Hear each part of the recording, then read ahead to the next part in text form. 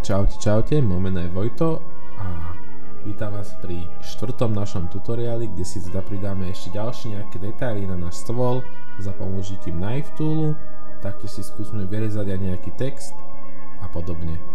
Keďže som už video raz nahral, ale zabudol som si zapnúť mikrofón ako inak, tak snáď sa nám to tentokrát už podarí bez nejakých ďalších problémov. Takže prvá vec, čo chceme si urobiť je, že chceme si pridať nejaké detaily napríklad na tieto rohy, napríklad nejaké zárezy a podobne, ako je to pri tých štilizovaných objektov. Čiže prvá vec, čo musíme urobiť je teda applynúť mirror, lebo keby sme neapplyli ten mirror, tak ideme do edit módu a keď zmením niečo na jednom, tak môžeme vidieť, že sa zmení na všetkých štyroch, ale to my teraz už momentálne nechceme. Chceme, aby sme pridali napríklad nejaké tej nohe, nejaký unikátny detail alebo niečo. Že si označím tú nohu, idem sem, mirror a buď dám túto šípočku a apply alebo Ctrl plus A. Následne už môžem si označiť a už to hýbala na jednej. Prvý detail, ktorý si môžeme pridať je, že stlačíme K ako Knife Tool. Môžeme napríklad vyrezať jednoduchý nejaký zárez, nejako približne takto.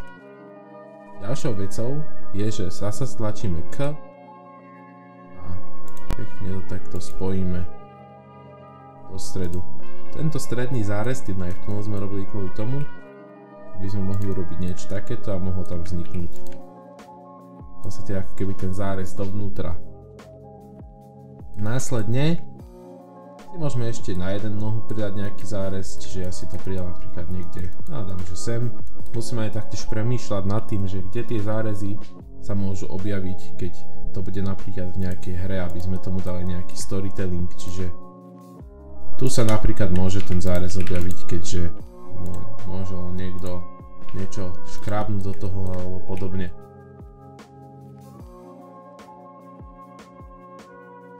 Môžeme to pekne nastaviť a vidíte, že sa s tým musím aj ja troška pohrať. Čiže niečo takéto. Máme dva. Nebudem to preháňať, vy samozrejme môžete skúsiť viacero. Ja ešte jeden spravím, aby ste to zase ešte raz videli. Že si nájdem nejaké miesto, stlačím K. Tým Knife Toolom môžeme sa ľavým tlačítkom potvrdiť, potom Enter a potom zasa niečo takéto, zasa stlačím Enter a môžem to posunúť tentokrát po X-ovej osi a vidíte, že tu mám nejaký takýto zárez. Toto môžete napríklad spraviť na všetkých nohách, lebo to je ako keby, že to je začiatok toho dreva, že nejako takto. Samozrejme nemusíte, ja vám ukážem príklady, aké veci sa s tým dajú robiť. Ani ja to teraz momentálne nebudem robiť, ale niečo takéto sa dá s tým spraviť. Teraz sa presunieme na túto našu vrchnú časť stola. Dám si numpad 7 ako top view. Následne idem do edit módu a stlačím zasa K. Skúsime vyrezať nejaký detail aj tu, čiže niečo takéto napríklad. Priblížim si to bližšie a zasa Kčkom, ľavé tlačítko Enter. Posuniem to napríklad takto dole, GG stlačím, keď chcete add slide, tak je to GG. Slidnem to dovnútra a vzniklo mi niečo takéto. Môžete to spraviť na druhej strane, čiže K. Označíte pekne. Potvrdíte Enterom, zasa K. Namierite, potvrdíte Enterom a zasa označíte GG. Máme ďalší takýto nejaký prvok.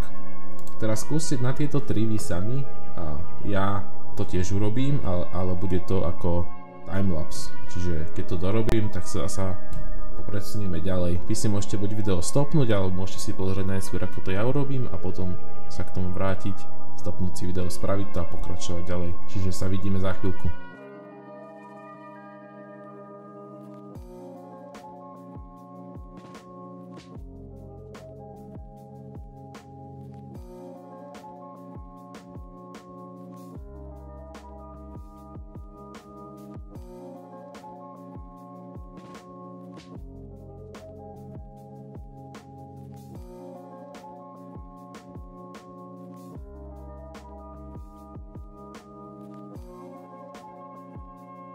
Dobre, takže teraz už ja som späť a môžete vidieť, že som si tieto pekné detaily pridal. Nedal som ich tam príliš veľa kvôli tomu, aby to zase nebolo také, že úplne že rozondané drevo, ale len také jemné detaily, jednoduché, není veľa. A to musíte tiež myslieť, keď robíte nejaký model, že nech ich tam nedávate príliš veľa, alebo že nech nie sú príliš veľké a tak podobne. Lebo keď ich tam bude príliš veľa, tak to bude moc také rušivé a nebude to vyzerať až tak dobre, ako by ste vy chceli. Ďalšou úpravou, ktorú môžeme my využívať, je pridávanie bevel modifieru. Čiže sa vrátim do object módu a kliknem si na naše kovovú časť našu.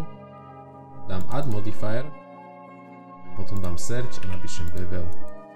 Ono nám to pridá nejaký taký modifier, ktorý vlastne by sme nemali také ostré tie rohy. Ale teraz momentálne to robí zle a je to kvôli tomu, že ja tu nemám resetnutú scale a rotáciu.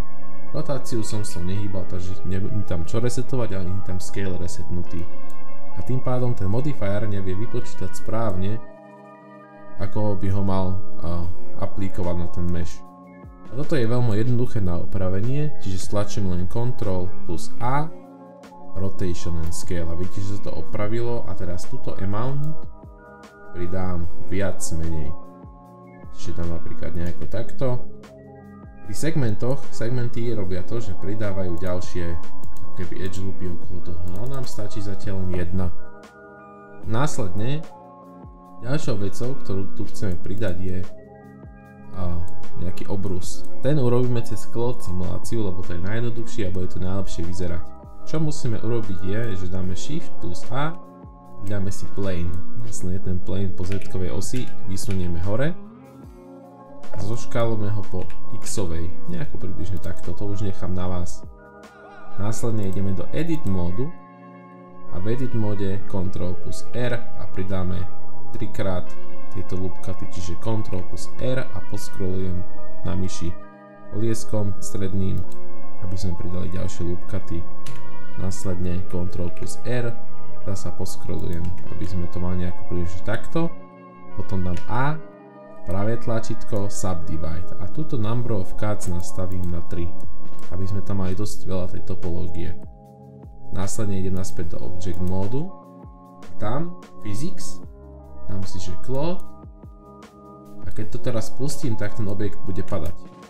Čo je dobré, ale potrebujeme tam mať nejakú kolíziu, čiže si označím napríklad tento naše kovové a pridám tam collision, aj ten vrch stola a pridám tam collision. Následne teraz, keď to pustím, tak to pekne takto tam ostane. Ja by som chcel, aby môj stôl mal troška nakrivo ten obrus, bude to tak zaujímavejšie vyzerať. Následne si ho môžeme stopnúť na tej frame, kde chceme, tuto dole v timeline. Mne sa to napríklad páči nejako takto a ešte pravým tlačítkom a môžem dať Shade Smooth, aby to krajšie vyzeralo. Čiže takto nejako sa dá vytvoriť obrus na náš stôl. Následne môžeme ešte sa stretnúť s problémom, toto už nemusí za mňou nasledovať, že tam budú flipnuté normály. A keď dám play, tak ten obrus takto vo vnútri sa skrkvá. Prvá vec, čo teda musím urobiť je Ctrl plus A, Rotation and Scale, applynúť teda rotation a škálovanie, teda zväčšovanie. Teraz musím ísť do Edit módu, označiť všetko Ačkom, Alt plus N a Recalculate Outside. Teraz, keď to znova pustím, tak to zase bude veľmi pekne fungovať. Môžeme to stopnúť, kde chceme. A keď máme, idem naspäť na Modifiers, označím si náš obrus a dám Ctrl A.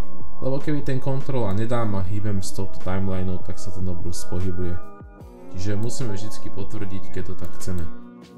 Následne teraz máme už pekný obrus aj so stolom. A poslednou vecou, ktorú si môžeme urobiť je, že si môžeme vyrezať nejaké slova. Tu nabok napríklad, tam by sa mi to páčilo. Čiže si tam numpad 3, ale teraz vidíme, že ten mesh, na ktorú my môžeme knifovať, je na druhej strane. A na druhú stranu sa dostaneme tak, že stlačím Ctrl, numpad 3, čiže 3 je keby pohľad vprava, dajme tomu, a Keď stlačím Ctrl, numpad 3, tak sa pozerám správa, teda zľava.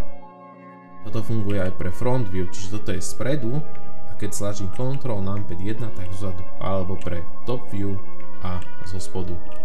Čiže Ctrl, numpad 3 a sem si môžeme nejaké slovo napísať. Ja si dám, že tutoriál, a zasa budete vidieť len timelapse, ako píšem slovo tutoriál, a keď ho napíšem, tak si povieme čo ďalej. Čiže stlačíte káčko a skúste napísať nejaké slovo. Vidíme sa za chvíľku.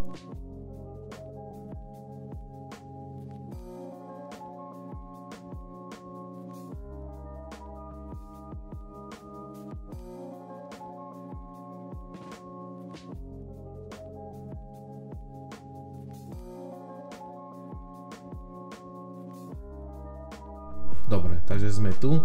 Ja som si už napísal to moje slovo. Následne idem do Face Selectu a držím Shift a musím si označiť všetky tieto moje písmenka, ktoré som si vyrezal, alebo teda tie body. Čiže nejako takto. A následne, keď ich mám označené, ako mám ja, tak môžete stlačiť E. To vám to tak keby dovnútra extrúdne.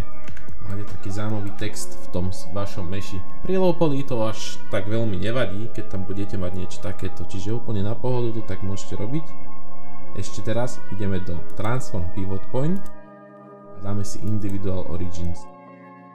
Čo to spraví je, že každé to písmenko má teraz vlastný individuálny point, po ktorom sa škáluje, čiže aby sme tomu pridali nejaký depth. Teraz ukážem vám, ako sa to deje v median pointe. Vidíte, že sa to škáluje v strede, ale keď dám individuál, tak sa to pekne škáluje po jednotlivých tých písmenkách. Čiže nejako približne takto. To by bolo dneska za tento tutoriál odo mňa všetko. Vidíme sa na budúci týždeň.